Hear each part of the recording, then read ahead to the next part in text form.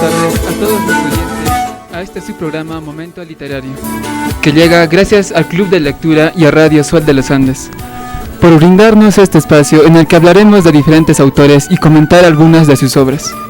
Y quien les habla es Elder Giovanni Mamani, y también hacer un saludo a los maestros por su día especial. En esta oportunidad hablaremos de una de las grandes figuras de la lírica hispanoamericana del siglo XX y el máximo exponente de las letras en el Perú. Este poeta nació en Santiago de Chuco, departamento de La Libertad, de origen mestizo y provinciano, quien fue el menor de 11 hermanos. En sus versos se retiene la impronta de su personalidad torturada y de su exacerbada sensibilidad ante el dolor propio y colectivo, generándole profundas inquietudes metafísicas, religiosas y sociales. Una profunda tristeza empaña muchas de sus composiciones, ya desde el arranque del poemario Los Heraldos Negros, en el que se ve la solidaridad del poeta con los sufrimientos de los hombres, que se transforma en un grito de rebelión contra la sociedad. Además, pasó 3 meses y medio apresado y arrojado a un calabozo de Trujillo, acusado injustamente de robo e incendio durante una revuelta popular en 1920. Fueron 112 días. Durante este tiempo escribió una de sus obras maestras, Trilce. Dicha obra tardaría algunos años en ser comprendida. Hastiado ya de la mediocridad local, se embarca rumbo al viejo continente, de donde ya no regresaría jamás. Es en Europa donde profundiza sus estudios inclinados al socialismo. También es ahí donde conoce a su esposa Georgette Mary. El poeta fallece con una tuberculosis a los 46 años, un viernes santo de llovizna, no un jueves, como había dicho en su poema Piedra Negra sobre Piedra Blanca. Tiempo después, su esposa Georgette escribió en su epitafio: «He nevado tanto para que duermas». Hoy en Momento Literario, el maestro César Abraham Vallejo Mendoza, o simplemente conocido como César Vallejo. Y para andar un poco más sobre este autor, nos acompañan 3 personas muy interesantes. Está con nosotros Jaime Riveros, presidente del Club de Lectura. ¿Qué tal, Jaime? Muy buenas tardes, queridos amigos de Radio El Sol de los Andes, a todos quienes nos están escuchando en estos momentos. Hoy día vamos a hablar un tema muy importante, relevante, ya que hablamos de uno de los escritores de la literatura peruana más trascendental, y no solo de eso, sino un escritor universal y estudiado por muchos escritores a nivel mundial, y de esa forma también nosotros en su programa Momento Literario queremos hacer llegar a todos nuestros radio oyentes mediante esta presentación de la vida y obra de César Vallejo con su obra Paco Yunque. Muchas gracias. Está también con nosotros otro miembro del Club de Lectura, Josué Ticona. ¿Qué tal? ¿Qué tal? Muy buenas tardes, Giovanni. Acá listo y preparado para hablar sobre el maestro César Vallejo, el poeta universal. Bien. Y también nos acompaña Zaida, otro miembro nuevo del club. Muy buenas tardes, Giovanni. De igual manera, aquí estamos prestas para hablar, ¿no?, de un gran poeta que vendría a ser César Vallejo. Claro que sí. Bueno, ya regresando al tema principal de César Vallejo, ¿qué nos podrían comentar sobre este escritor que algunas veces ha sido considerado como alguien triste y melancólico? Empecemos por su infancia. Ya bueno, ya como lo mencionaste, César Vallejo nace en 1892 en La Libertad, en el pueblito, en su ciudad natal, Santiago de Chuco, y en el cual inicia sus estudios y después para trasladarse a la ciudad de Huamachuco en 1905, al Colegio Nacional San Nicolás. Claro. De hecho, la vida de César Vallejo ha estado siempre influenciada por sus familiares, como también él durante su infancia, en lo que ha estudiado el nivel primario y secundario, ha sido caracterizado como uno de los mejores estudiantes, ya que también eso también le da esa relevancia para lanzarse en ese mundo artístico, en ese mundo de la literatura, en el cual él plasma a lo largo de su vida, y así como también el contexto crítico que él vive. También en partes, durante su infancia, sus familiares creían en él que iba a ser un sacerdocio o prepararlo para la vida religiosa, pero en la cual a medida que va transcurriendo también él va dejando esa aspiración, porque ya que sus primeras obras o sus primeros poemas él lo refleja en los temas bíblicos y religiosos. Y después, acá pasando a su vida universitaria, deja la universidad en 2 oportunidades por problemas económicos, ¿no? primero en su carrera de letras en la Universidad de Trujillo, y un año posterior se va a Lima a estudiar medicina, pero también lo abandona por problemas económicos, y lo cual impulsa a seguir su carrera de maestro, en el cual podemos ya destacar un hecho interesante, en el cual es maestro de Ciro Alegría. Interesante. Y con este trabajo de maestro es como logra pagar sus estudios y los retoma, ¿no? En 1913 a 1915, en el cual culmina. También se va a Lima, ¿verdad?, a estudiar. ¿Por qué hace eso? Creo que sufre un desamorío. No, eso es después ya de que termina sus estudios, ¿no? En sí podríamos decir eso del desamorío que tiene. Antes de eso podríamos destacar una primera relación, en el cual se ve reflejado, ¿no?, en los heraldos negros, en el cual su primer amor fallece a causa de leucemia, la señorita María Rosa Sandoval, en el cual se basa, ¿no?, su problema. Creo que menciona a la muerte de Marías, porque su madre también se llamaba María. En este problema él todavía no se muda a Lima, sino sufre un desengaño amoroso un año después de este suceso, de que muere su enamorada, su amada, en el cual lo engañan y a causa de esto cae en una depresión y en un intento de suicidio. Bueno.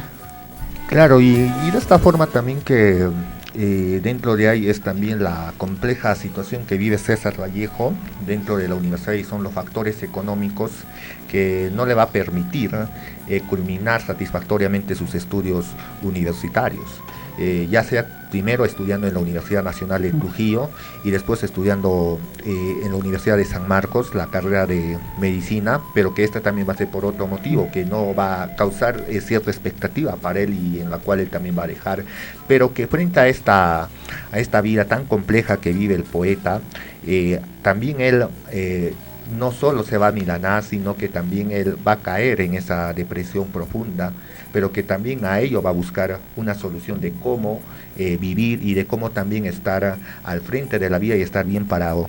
Y eso también lo que en parte caracteriza a Vallejo, la vida compleja, pero que también es una vida que nos da muchas enseñanzas y reflexiones en un contexto tan crítico en los primeros años del siglo XX. He de destacar que en estos tiempos, cuando está estudiando medicina y abandona las carreras y está buscando un trabajo y el modo de solventar sus estudios, en este punto es donde es testigo, ¿no?, de los sufrimientos de los mineros y del sufrimiento de los indígenas en las plantas azucareras. Y en base a esto también se nutre bastante la personalidad de César Vallejo y en su etapa de socialista y marxismo que viene después. Claro. Claro, de hecho, uno siempre digo, ¿no?, el contexto histórico, como dice José, que le caracteriza el moldeamiento del comportamiento que va a suscitar, porque de hecho él ya ha estado influenciado también por intelectuales de su época, aún viviendo todavía en el Perú, en su juventud, en esa fase primaveral que es muy importante para el escritor, en donde él va a compartir esas experiencias en Trujillo, en Lima, y siempre va a estar rodeado y va a ser ese el punto de discusión para él y el debate también para que él también pueda escribir sus obras. Y como lo dijo, una de las obras Tuxteno es también lo que es la crítica social de esos tiempos, a una denuncia de lo que ha estado pasando el Perú de esos años. Claro. Y es luego donde se va a Europa. Creo que antes de eso pasa un incidente en Trujillo. En Trujillo, si no me equivoco, es encarcelado. Y creo que por 120 días, no estoy muy seguro del tiempo. Sí, más o menos. Pero es encarcelado y sigue publicando, ¿no? De hecho, gana un premio estando en la cárcel, César Vallejo. Sí, de hecho fue encarcelado injustamente por unas revueltas que hubo de la época. Exacto, en esa época hubo tipo vandalismo, ¿no?, donde a él lo acusaron, ¿no? Se dice que lo acusaron de haber matado a una persona. Y él durante la preocupación, ¿no?, se va a su ciudad natal. Es por eso que también se dice que Trilce, una de sus obras que fue muy destacada, fue escrito en la cárcel, ¿no? Fue una manera de pedir tal vez la salvación, o de una manera de expresar, ¿no?, las letras en el momento en el que él se encontraba, ¿no? Asimismo, también no estaría de más añadir que Vallejo perteneció, ¿no?, a un grupo que se llamaba la Bohemia de Trujillo, ¿no?, en el cual se discutía temas de política y literatura. Ahí podemos encontrar a personajes como Víctor Aya de la Torre, ¿no? Entre esta etapa de Trujillo y Lima, también podemos destacar, ¿no? Como dice, el bastante contexto político y social en el cual se está el grupo de intelectuales en el que estaba César Vallejo. En el poemario Trilce también podemos destacar de que es como él innova un poco en esto y utiliza unas palabras antiguas y hasta crea nuevas palabras en sus poemas. Es bien interesante y según tengo entendido esto, César Vallejo no es entendido en sus tiempos y de hecho después de su muerte logra ser más valorado. Sí, Trilce de hecho tarda muchos años en ser comprendida. De hecho, dijo algo muy importante Zaira. El momento cuando conoció en la Bohemia trujillana a un político importante peruano que es Víctor Olaya de la Torre. Recordemos esos años que en el Perú estaban naciendo lo que eran los partidos políticos y también a nivel mundial estaba ya en auge lo que son la corriente socialista, el capitalismo. Había un debate muy inmenso, diríamos, dentro de ahí, un debate que hacía aspirar a los países latinoamericanos a una inclinación necesariamente también por la situación en el cual se recaía en esos tiempos de la década de los 10, de los 20 o 30. Claro, fue una época donde había muchos movimientos sociales y revoluciones incluso. Claro. Es ahí donde él se hastía de la sociedad en la que estaba y es donde se embarca a Europa.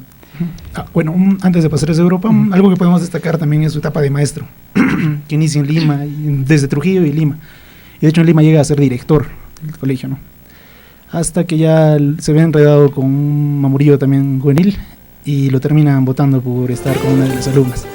Pero tema muy importante e interesante porque gracias a esto y en inspiración a esta chica, a Otilia, es que se inspira también el libro de Trilce o el poemario de Trilce.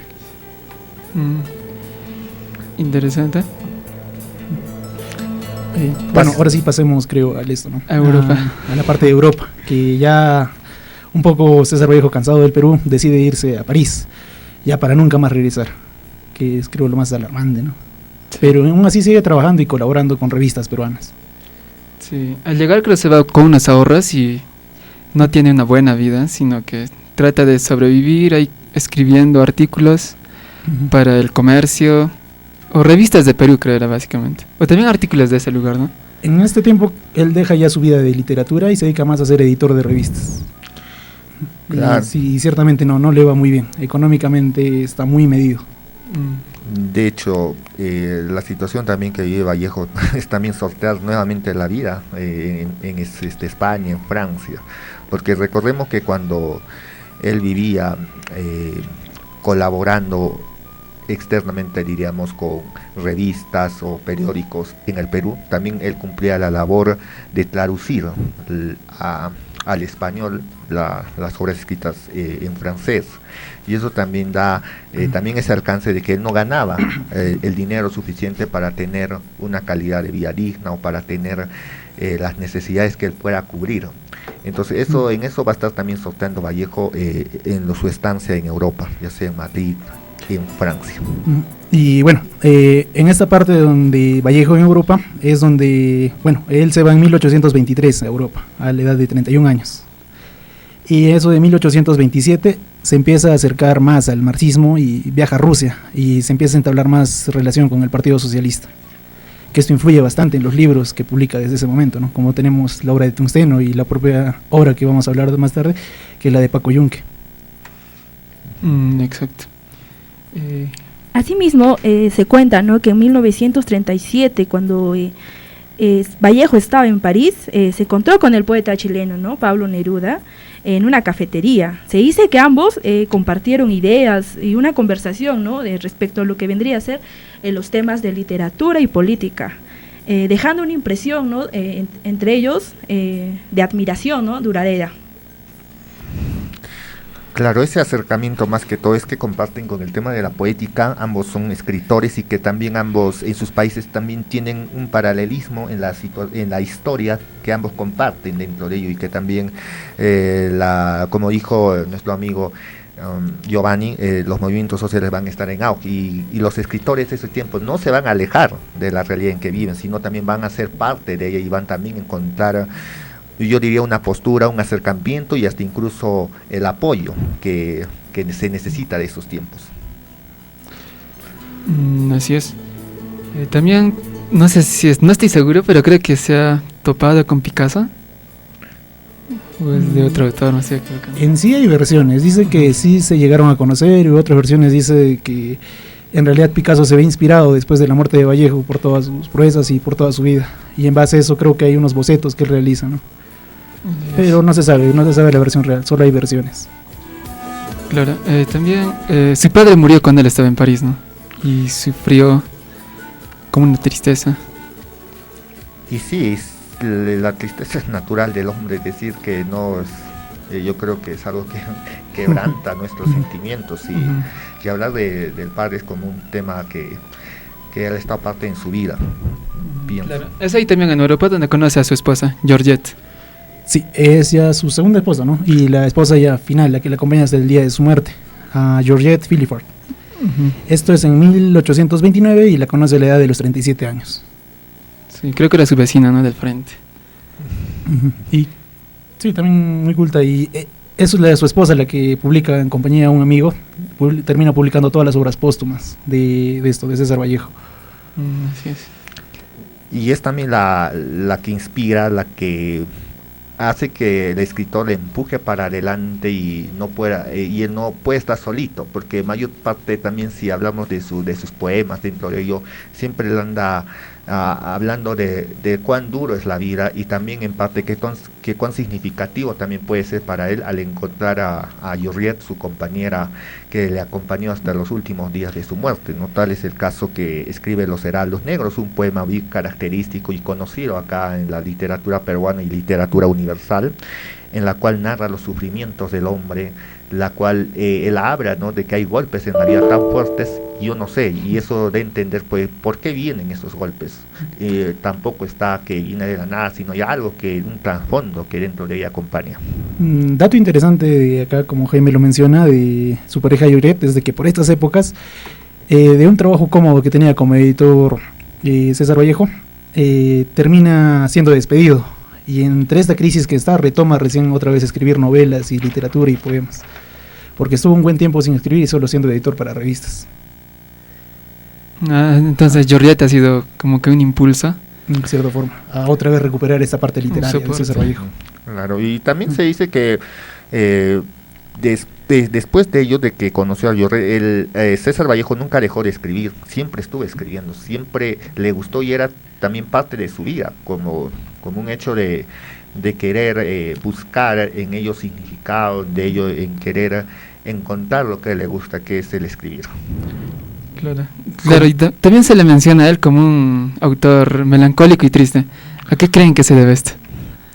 Creo que es desde sus primeras etapas, donde él ya descubre en Los Heraldos Negros el existencialismo que tiene, ¿no? La tristeza del hombre, los golpes que da la vida, y como que se vuelve un poco ya más cínico en esa parte y se expresa en todo lo que sigue de vida. Así es. Sí, y de hecho qué es lo que le motiva la melancolía. Él es, pues, simplemente, vamos a decir, el lugar donde vive, las experiencias que vive, y eso también va a marcar un hito para él, y también así como estudiar el contexto, porque las realidades son bien complejas cuando él vive, porque uno es la pobreza, la carencia económica, los sorteos de una vida, incluso de una frustración que él tiene que afrontar, como es el tema de la muerte de su padre, y así como también el tema de tener que vivir en un país en donde él no ha vivido nunca, y eso también es un proceso de adaptación, porque vivir en un país en donde tú nunca has vivido, esto también te va a dar una cierta dura, una cierta zozobra, ¿no? un miedo que poco a poco él también va a construir a través de sus obras y en sus poemas, naturalmente. Bueno, y acá, siguiendo la cronología, en 1929 es donde conoce a Georgette y se casa. Y acá, dato interesante es de que en 1930 él viaja a España, y por toda esta relación que tiene con el marxismo y el socialismo y el hecho político de esas fechas, es expulsado de París y se tiene que quedar a vivir a España por unos cuantos años. Y es en esto donde publica Tungsteno, y también escribe la novela de Paco Yunque, que no llega a ser publicada en esos tiempos, ¿no? Por ser muy triste. hasta 1934, que es donde vuelve a París. Pero él sigue con sus charlas y sigue con este partido socialista y marxista, más abiertamente, de hecho. Claro. Sí, de hecho tuvo muchos viajes a Rusia, un par de veces. Visitó el Kremlin, Moscú, ciudades importantes del lugar, y eran socialistas. Y es de recordar, cierto, pero es como que su condición económica era bastante precaria. Por esto mismo hecho de que él ya empezó a escribir bastantes de estos libros marxistas y socialistas, que en sí eran un tipo de denuncia social. Y gracias a esto no llegaban a ser publicados sus libros, y él seguía con esta condición económica bastante pobre, ¿no? Precaria. Sí, de hecho, que hablamos un tema importante como es el tema del apego a la corriente socialista, y que en esos tiempos también era signo de debate y incluso de un tema de confrontación de quién ganaba o quién.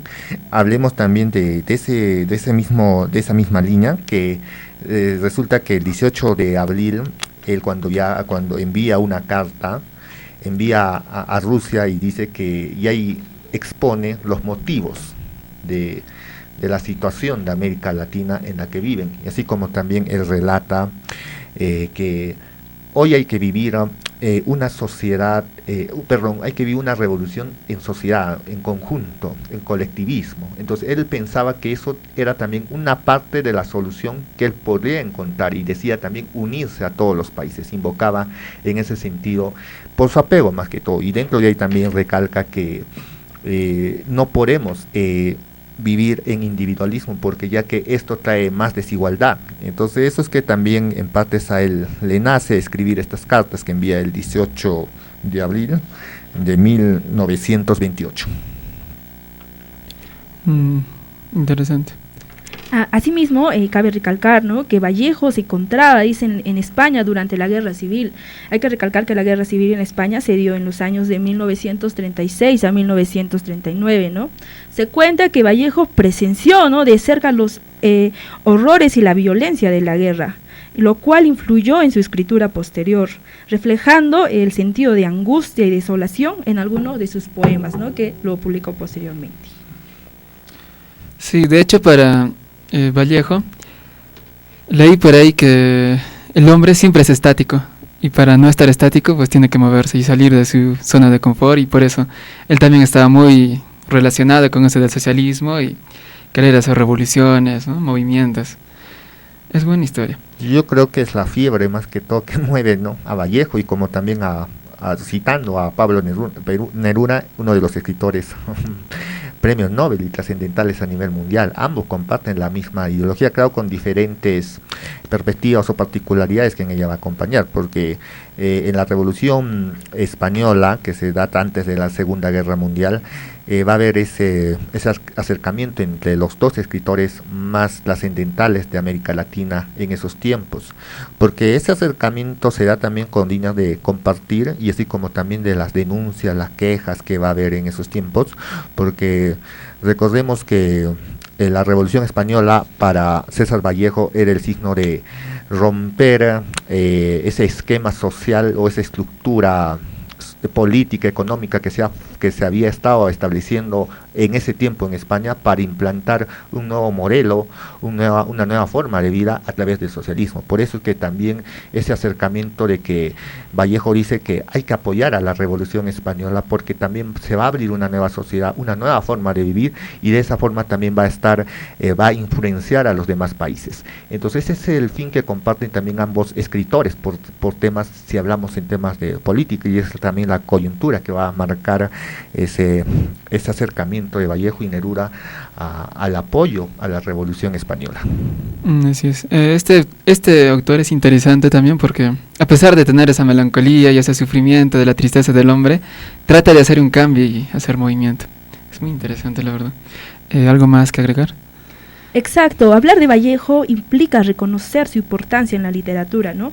La contribución a la renovación poética que se ha venido dando, su capacidad de reflejar las preocupaciones y las contradicciones del ser humano. Así es. Claro, sí, y también esas contradicciones que marca Zaida es lo más importante, ¿no? Y hay un momento también de crisis que él va a afrontar, y hay un momento también en donde también a él le va a dar la alegría. Y de hecho que ahora muestra de César Vallejo, y muchos dicen, ¿cómo era César Vallejo durante su vida juvenil? Entonces vamos a retroceder un poquito a los tiempos de su juventud, ya que estamos casi a la parte final, pero quiero esto refrescar como un tema de la característica o de la personalidad que tenía César Vallejo dentro de ello. Es que, por ejemplo, el escritor Francisco Izquierdo dice bien claro dentro de ello que César Vallejo era un hombre alegre, pero que si bien no lo mostraba al público en general esa sonrisa, pero sí había alegría dentro de él, y que en ello también va a marcar que Vallejo era un hombre elegante que vestía su chaqueta, su camisa, y siempre dentro de ahí portaba lo que era un bastón, y eso era signo también de seguridad y signo también de que era una persona particularmente muy diferente a los demás escritores y que tenía su propia forma de ser, pensar y existir, ¿no? Claro, su propio estilo, se podría decir. Sí, claro que sí. De hecho, a César Vallejo lo recuerdan bastante por su humor sarcástico. Cierto. Y los comentarios que tenía. Es un personaje bastante alegre, ¿no? Bastante bromista, por eso. Bromista, sí. Sí, un sarcasmo así. Bueno, y luego ya pasando a su muerte. Se muere con tuberculosis, pero antes de eso se enferma de algo más. Creo que, si no está mal mi investigación, es de que le vuelve a retomar el paludismo que ya le había dado de niño. Y esto lo debilita más y lo postra en cama. Claro, y para rematar tuberculosis falleció a los 46 años. A los 46 años en 1938. Y de hecho su muerte es bastante curiosa. Y de hecho también, aparte de su sobrenombre del poeta universal, también lo conocen como el escritor que predijo su muerte. En su libro Poemas Humanos, ¿no? Cierto, en el poema Piedras Negras sobre una piedra blanca, donde casi lo atina a su día de muerte, solo que esta vez fue un viernes y no un jueves, como había escrito. A ver, bueno, te diremos, a ver, es un poema cortito, ¿no? Sí. A ver, ponme la voz y la elocuencia. Me moriré en París con aguacero, un día del cual tengo ya el recuerdo. Me moriré en París y no me corro. Tal vez un jueves, como es hoy, de otoño. Wow. Bueno, esa premonición de su muerte, ¿cómo habrá sido? Tal vez la sabía, la habrá soñado, lo escribió y pasó. Casi tal cual, pero bueno, así es. Es interesante la vida de ese autor, ¿no? Él decidió morir en París, en Francia, y se cumplió lo que él quería. Y eso creo que es muy inédito cuando hablamos de Vallejo con ese poema. De hecho sí, o sea, dirían que moría en su ley. Claro. Así es. Resaltando acá de la vida de Vallejo, pese a ser un autor que ha sufrido bastante, igual que cualquier persona, es de los pocos autores que entero de que no mueren de una manera trágica, sino por una enfermedad. Así es. Bueno, y luego de que fuera enterrada, su esposa escribió en su epitafio: he nevado tanto para que te duermas. He nevado tanto, no sé qué significa. La frase es tanto, o sea, yo lo escucho como que ha trabajado tanto, ha llorado tanto, o ha apoyado tanto a César Vallejo porque muere joven, muere a los 46 años. Sí. Y una persona con tanto talento y tanto por dar, porque su historial de libros y poemas y de trabajos es bastante extenso. Y de hecho gran parte están póstumos. Claro, es como un reclamo también, tanto para que duermas. Sí, de hecho, y eso enmarca, ¿no?, a Vallejo. Pero también hablando ya casi a la parte final, hay un relato muy importante, una anécdota que él tiene que se llama La pobreza es la compañera inseparable de Vallejo. ¿Por qué? Cuenta la historia que en 1918, cuando él trabajaba en Trujillo, a él a él le faltaba, escaseaba en temas económicos, le faltaba el dinero. Y hace que ese día él estaba alquilado, vivía en el llamado Hotel Arce, en donde la cual él no podía pagar, hasta que el dueño, el que alquilaba, le dice, ya tienes que pagar, y es hora. Pero él, a pesar de vivir esas condiciones, no le alcanzaba y se acrecentaba la deuda que él tenía. Él logró buscar una solución frente a esta problemática, y es que él alquila todo lo que tiene, su chaqueta, su camisa, sus pantalones, para poder cubrir esos gastos, y al final logró solucionar ese problema. Y es ahí en donde por verano, antes de ir eso, al ya estar ya totalmente sin nada, porque yo decía que su signo de identidad, su propia seguridad de él era el terno, o la chaqueta, la elegancia que le caracterizaba. Entonces ya no tenía, entonces él andaba con un sobretodo que le cubría todo el cuerpo, y eso era invierno, era una época fría, pero llega el momento de verano, cuando él ese cubretodo sobre todo que él lleva, le va a hacer acalorar, le va a hacer tener un aire totalmente insoportable, no va por eso, pues hasta que se encuentra con un amigo y el amigo le dice, oye, pero ¿por qué estás con ese sobretodo que te está cubriendo todo en pleno calor? ¿Por qué? Y él dice, no estoy con un sobretodo, estoy con un sobre nada, con el sentido de que él no tenía dentro de ello nada, y es ello que también marca un hecho anecdótico dentro del programa, ¿no? Dentro de su vida. Claro, ha sido un hombre muy sarcástico, pero bueno, ya es momento de hacer una pausa comercial y ya regresamos con un momento literario.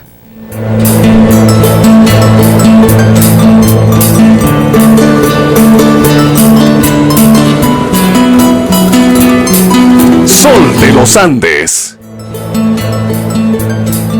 Continuando con el segundo segmento de este programa, Momento Literario, hoy se comentará sobre un cuento muy conocido aquí en el Perú.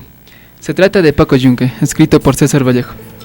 El cuento Paco Yunque trata de la historia triste de un niño provinciano que sufre los abusos de Humberto Grif. Cuando el profesor le asigna una carpeta junto a Paco Fariña, Humberto lo lleva a la fuerza a su carpeta diciendo que es su muchacho. El niño abusivo cree que Paco es de su propiedad y por eso quiere hacer con él lo que se le venga en gana. Pero Fariña lo defiende. Cuando el profesor le dice a Humberto que deje que Yunque regrese a su carpeta, él no le hace caso. Entonces el profesor se acerca a Paco y lo lleva de la mano a la carpeta de Fariña. A Humberto le da un tremendo berrinche, como si le hubiera quitado algo que le pertenece. En otra parte del relato, el profesor habla de los peces y después deja ejercicios en la pizarra. Todos se ponen a desarrollar el tema de los peces, menos Humberto, que se dedica a dibujar pececitos, muñecos y cuadraditos. Cuando llega la hora del recreo, Humberto maltrata a Paco Yunque en el patio de la escuela. Al regresar todos al aula, el profesor recoge los trabajos de los alumnos, menos el de Paco Yunque, porque el ocioso de Humberto se lo había robado.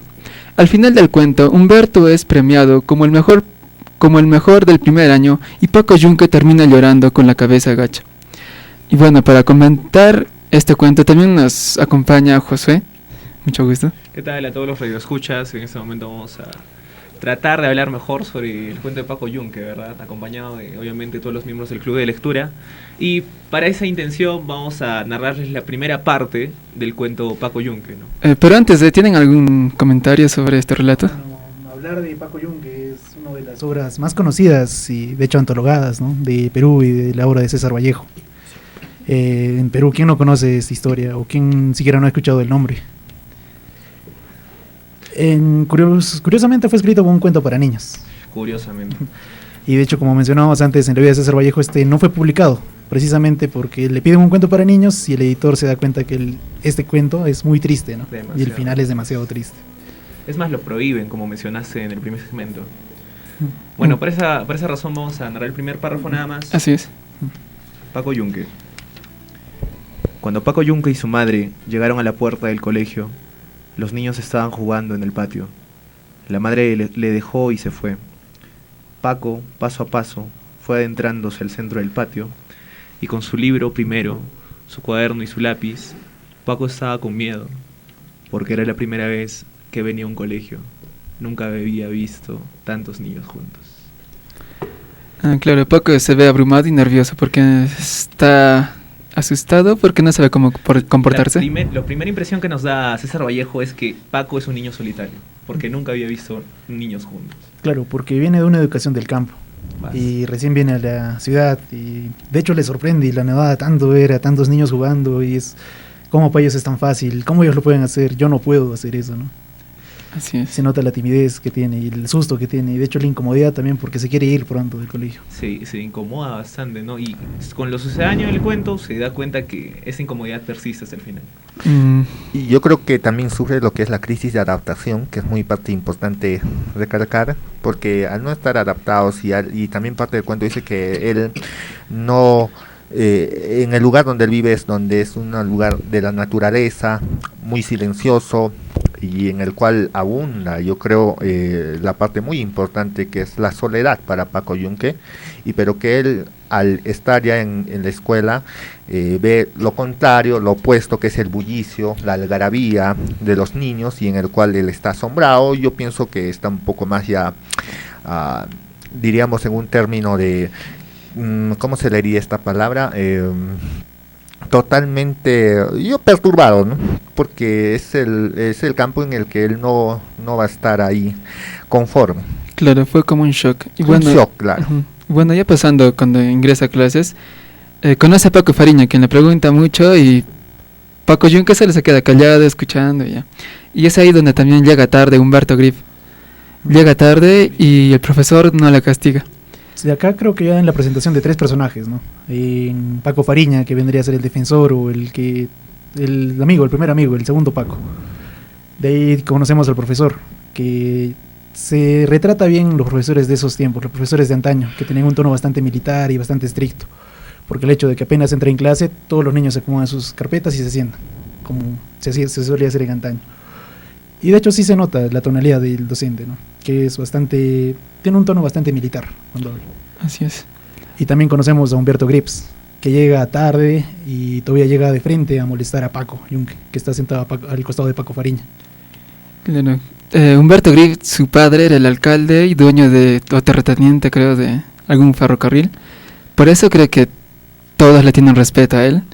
Y por ser el hijo, ya pues, tiene un trato especial. Claro, Humberto Grips es el hijo de Dorian Grif, que acá lo retrata como un inglés, patrón de los Yunque, gerente de los ferrocarriles de la Peruvian Corporation, y sobre todo por el poder de ser el alcalde del pueblo. O sea, el padre de Grips, o como Dorian Grips, tiene tanto poder económico como político. O sea, muy poderoso en el pueblo. Es el tope de tope, ¿no? Claro, y por eso es que dejan a Humberto como dejándole en paz, no molestarle. Y de hecho, dato interesante del docente, ¿no? Que es un personaje que también se mueve bastante en la historia, es de que cuando Humberto llega tarde y todos le reclaman por qué no le dice nada, y le reclaman todavía por el maltrato que le hace a Paco, dato interesante es de que el profesor no le dice nada a Humberto, pero cuando llega el siguiente compañero, que llega tarde también, y sí tiene una excusa, que es que su madre está enferma y su padre se fue al trabajo y por eso llega tarde, el profesor él sí lo castiga, y en forma se desfoga de lo que no le puede hacer Humberto. Claro, es un profesor imparcial, se podría decir. Muy imparcial. Bueno, y luego, avanzando con la historia, él empieza a enseñar sobre los peces. Y es donde Humberto dice que ha llevado peces a su casa y los puso ahí entre sus muebles y no se mueren. Y todos los niños empiezan a reír de él, porque es como que...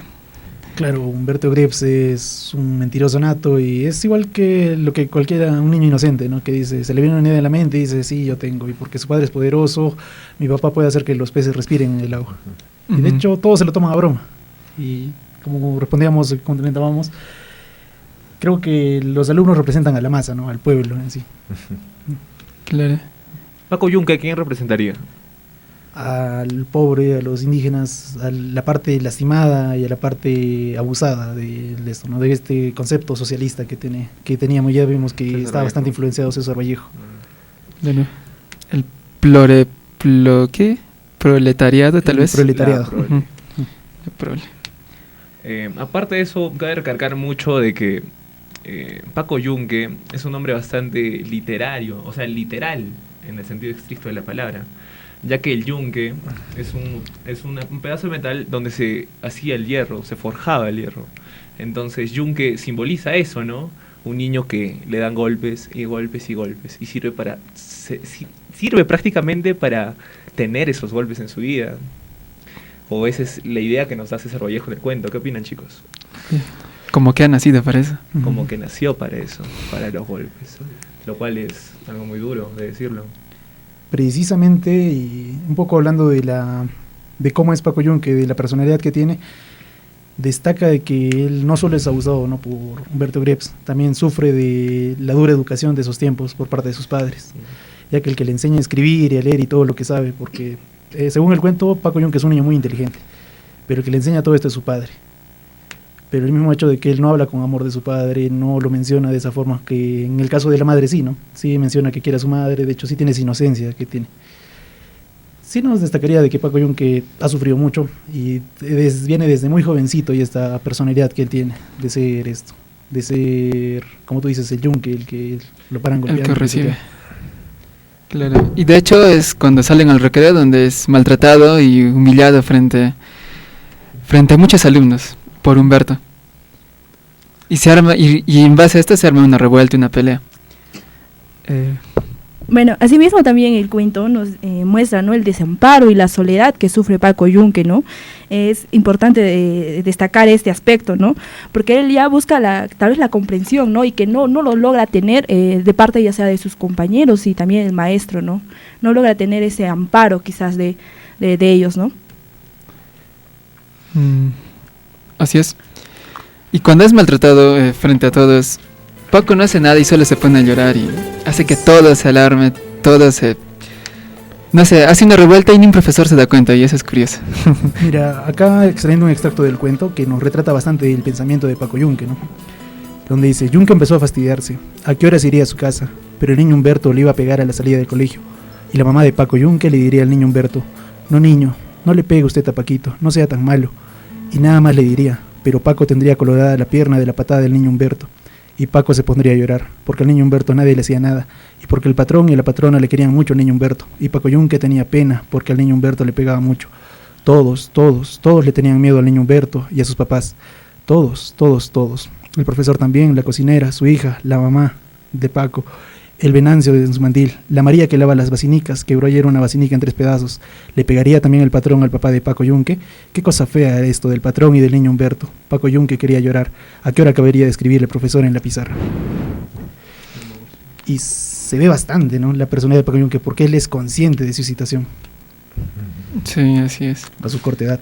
Que recordemos que en esta edad está en primero de primaria. ¿Tú crees que es una buena edad para ser consciente de lo que te suceda en tu contexto? Porque César Vallejo hace ver a Paco Yunque conscientes de lo que le rodea, del maltrato.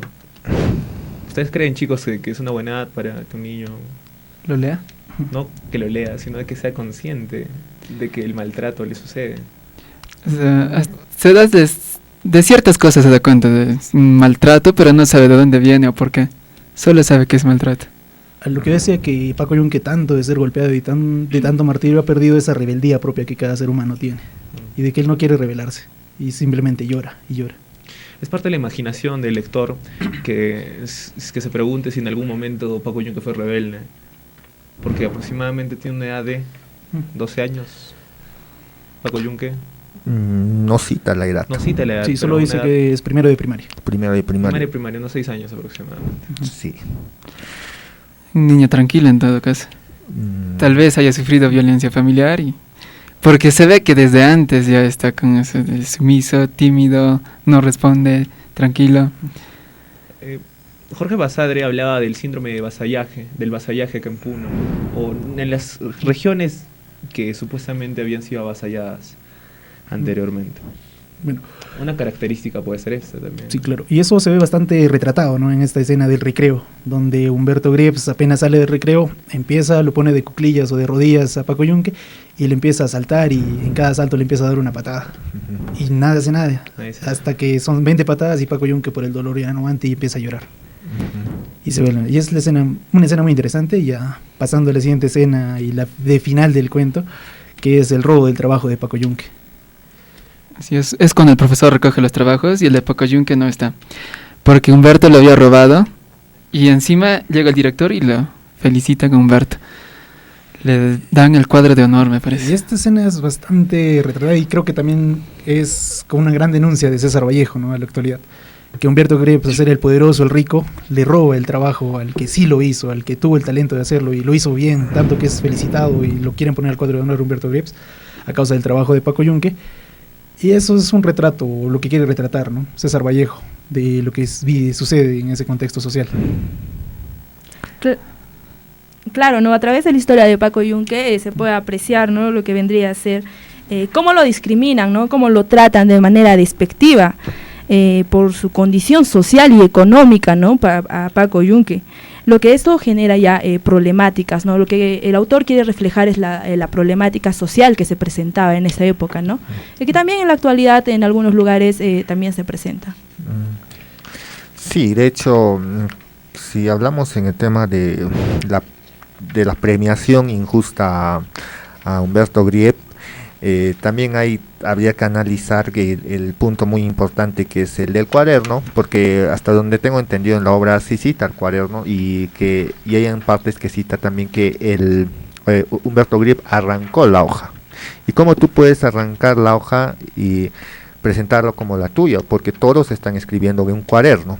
Entonces eso también daría signo de que hay una parcialización del docente, de hacerse el desentendido o así pasarlo por lo normal y presentar y de esa forma avalar esa conducta que tuvo Humberto Griep, una conducta totalmente inadecuada y que claro, por supuesto que para el maestro más bien diríamos que va a ser un tema de que él no quiere, diríamos de esta forma, no quiere tener problemas con el padre de Humberto Griep, ya que él es una persona que tiene esa característica de tener el poder económico, tener el poder político, incluso social, tener esa influencia grande, y a comparado del profesor, que es solo un profesor, solo un maestro, va también él velar por sus intereses, diríamos, por el individualismo y no tener esa reyerta, ese problema con su padre de Humberto Griep.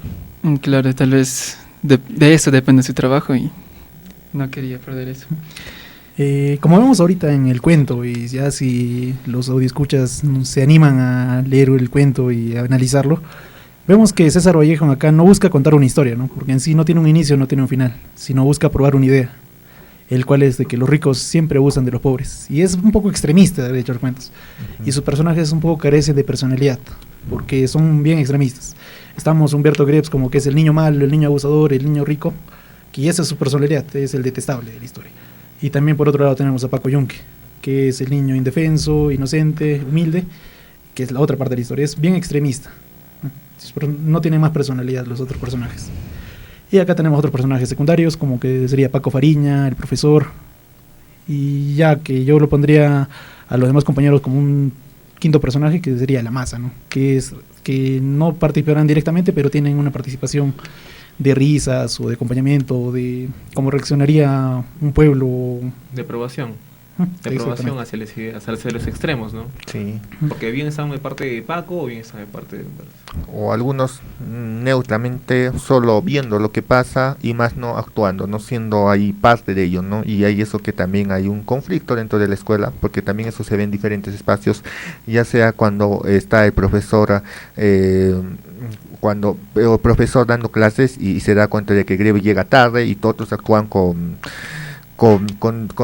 mucha dura, otros actúan como que con desprecio hacia el docente, diríamos, sí, y otros actúan con neutralidad, y hay un poco de todo en ese ambiente que se recarga en el salón, y así como también en el recreo y entre otros. Claro, así es. Y bueno, continuando un poco con esto, también este tiene un valor social, moral, ¿no? Se ve muy marcado, de hecho, por esas contradicciones que tiene el profesor, que le estaban diciendo ahí algo como que como que el Estado representa al Estado y no hace nada. No, eso sería entendible, de hecho es más interesante el cuento cuando logramos un poco relacionar los personajes del cuento con un contexto social, lo que es el Estado, en un contexto como vemos el Estado, que según mi interpretación es de que el profesor representaría el Estado, Paco Yunque representaría al pueblo oprimido, Humberto Griep representaría a los poderosos, a los empresarios, al poder, ¿no? El poder económico en sí. Y cómo estos interactúan en el cuento es una pequeña representación de cómo sucede en un ámbito más grande, ¿no? Y los alumnos son la masa, para recalcar. Usualmente siempre se mantiene esto, o creen que este cuento esté todavía contextualizado actualmente, o creen que estas ideas políticas tal vez ya se han relegado. Yo creo que naturalmente esto ya pasa a la historia, por el tema de que ya hemos cambiado, la sociedad ha avanzado y ya tiene otra forma de pensar. De cierta manera, pero aún se ve esos abusos, ¿no? De los que tienen plata contra los que no, ya sea sistemáticamente o Y más en los niños, ¿no? La crueldad de los niños es muy honesta, se podría decir. Casi siempre. Y siempre parte de la educación de los padres que les dan. Y otro también es el descuido que los niños están ahí, ¿no? Y que no hay educación, que deben cumplir ese rol los padres. Y al estar en el limbo, en el vacío, nos da a entender que el niño tiene toda la libertad, incluso como tú dices, la crueldad para realizar esos actos en la escuela. Claro. Esta historia es verdaderamente triste, la de un niño que no sabe dónde hallarse, dónde sentirse seguro, hasta con su familia parece estar expuesto. Bueno, ¿qué conclusiones finales nos podrían dar sobre la obra? Yo sigo de acuerdo que es un cuento muy triste para los niños, a pesar de que en el colegio la mayoría no los hayan hecho leer. Y como experiencia propia puedo decir de que es el primer cuento que leí y el primer libro que me inmiscuyó en este mundo de la literatura. Creo que es un libro obligado, que por más que sea un poco radicalista, es obligado a leer porque es un lenguaje muy sencillo y te ayuda a pensar y te ayuda a tener nuevas ideas, que es lo que creo que buscamos que cualquier niño tenga. Pero solo leer este tipo de libros empezaría solo a llevarlo a un lado. Pero el libro es muy recomendable por ser muy sencillo y directo, porque recordemos, está escrito para niños y sí cumple esa función. Muy aparte también de que el libro es muy triste y que también es lo que retrata César Vallejo, también diría que es un libro de reflexión, porque también nos va a permitir a nosotros ampliar, bueno, a las personas adultas, pero desde la perspectiva de un niño. Yo lo leí naturalmente esta obra a los 12 años y lo vi como un tema de un cuento, como una historia, y eso también da a entender que cuáles van a ser las perspectivas de cada lector que le va a dar, porque mientras tú lees un cuento en una edad y después pasas a la otra edad, lees de nuevo el cuento, vas a tener diferentes ópticas que va a enmarcar en lo que tú vas a pensar y va a ser tu análisis crítico. Así es. De hecho, este cuento es fácil de entender, fácil de leerlo y transmite sentimientos fácilmente. ¿Qué te pareció el cuento, Zaida? Exacto, respecto al cuento, ¿no? Considero que toca temas sensibles y actuales también, ¿no? Se puede apreciar en la actualidad lo que es el bullying y también se refleja eso en el cuento, ¿no? La importancia de crear un ambiente de empatía en los aulas, la importancia también de que los maestros estén atentos y traten con igualdad, ¿no? A todos los niños, pese a las condiciones que cada uno pueda tener. Bueno, ese sería mi resumen, ¿no? De todo lo que hemos hablado. Así es. Bueno, por estas razones recomendaríamos a los radioescuchas que lean el cuento de Paco Yunque para que se inmiscuyan más en este mundo de la literatura, ¿verdad, Giovanni? Así es un cuento muy interesante. Y bueno, ya terminando con este programa, ¿podrían decir algo más sobre César Vallejo, sobre sus poesías?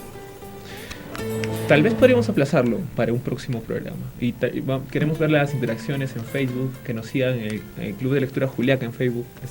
Jaime, ¿cómo estamos en Instagram? Sí, estamos conectados en Facebook como Club de Lectura Juliaca, igual forma en Instagram, y también si necesitan también datos para pertenecer a nuestra organización que practica y promueve la lectura, también les vamos a dar ahí todos los alcances, pero si quieren el número les damos 991 80 30 41 para comunicarse y también de esa forma poder sumarse a esta familia. Ser parte de esta gran familia del Club de Lectura. Bueno, gracias a todos los oyentes y dar las gracias una vez más a Radio Sol de los Andes y al Club de Lectura por hacer esto posible. Y esto fue Momento Literario.